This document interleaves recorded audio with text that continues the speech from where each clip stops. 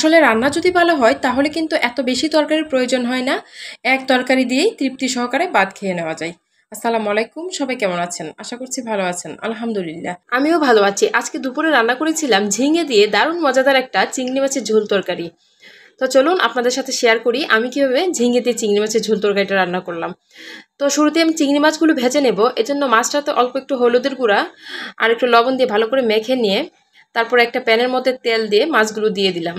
তো চিংড়ি মাছ কিন্তু আর বেশি সময় নিয়ে ভাজবো না। বেশি সময় নিয়ে চিংড়ি মাছ ভাজি করলে চিংড়ি মাছগুলো আবার শক্ত হয়ে যায়। এই 2-3 মিনিট সময় নিয়ে মাছগুলো ভেজে নিব। তো মাছগুলোর একটা পাশ ভাজা হয়ে গেছে, এখন আরেকটা পাশ উল্টে দিচ্ছি। আর এই গ্রীষ্মকালীন সবজির মধ্যে ঝিঙ্গে আমার খুব পছন্দের একটা সবজি। মানে ঝিঙ্গে দিয়ে যাই রান্না করি না কেন আমার কাছে খেতে খুবই ভালো লাগে।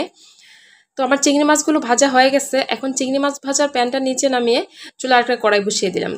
কড়াইটাতে পরিমাণ মতো সরিষার তেল দিয়ে কিছু পেঁয়াজ কুচি দিলাম। তো পেঁয়াজ কুচিগুলো একটু নেড়েচেড়ে ভেজে নিয়ে এখন আমি মশলাগুলো দিয়ে দিব।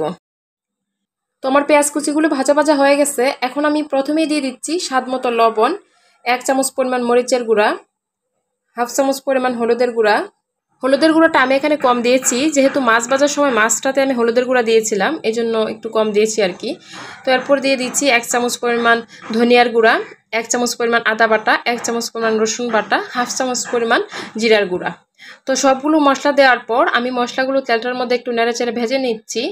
তো কিছুক্ষণ নেড়েচেড়ে ভেজে নেওয়ার পর এখন দিয়ে দিচ্ছি আমি অল্প একটু পানি।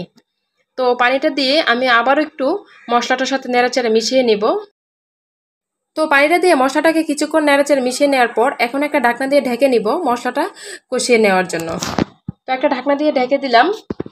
তো 3-4 মিনিট সময় নিয়ে মশলাটা কষানোর পরেই মশলাটা কষানো হয়ে গেছে। তো এখন আমি এতে দিয়ে দিব আগে থেকেই কেটে ধুয়ে রাখা ঝিঙ্গেগুলো।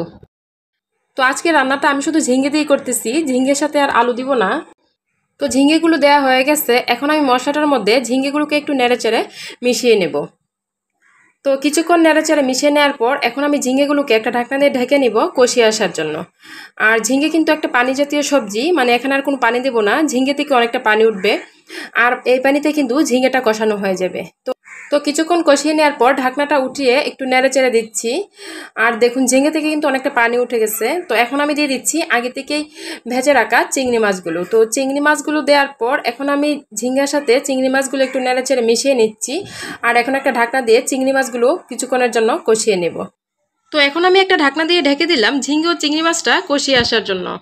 তো 4-5 মিনিট সময় নিয়ে কষিয়ে নেওয়ার পর মানে ঝিঙ্গের ঝোলটা অনেকটা শুকিয়ে গেছে। এখন আমি একটু নেড়েচেড়ে দিচ্ছি। আর এখন ঝোলের জন্য অল্প একটু পানি দিয়ে দিচ্ছি, যেহেতু আজকে আমি একটু পাতলা ঝোল রান্না করব। আর এই গরমে কিন্তু পাতলা ঝোল তরকারি খেতেই বেশি ভালো লাগে। তো কিছুক্ষণ পর ঝোলটা ফুটে উঠেছে। এখন দিয়ে দিয়েছি আমি 4-5টা কাঁচামরিচ। তো কাঁচামরিচটা দিয়ে একটু নেড়েচেড়ে মিশিয়ে নিয়েছি। এখন একটা ঢাকনা দিয়ে তরকারিটা একটু দমে রেখে দিয়েছি।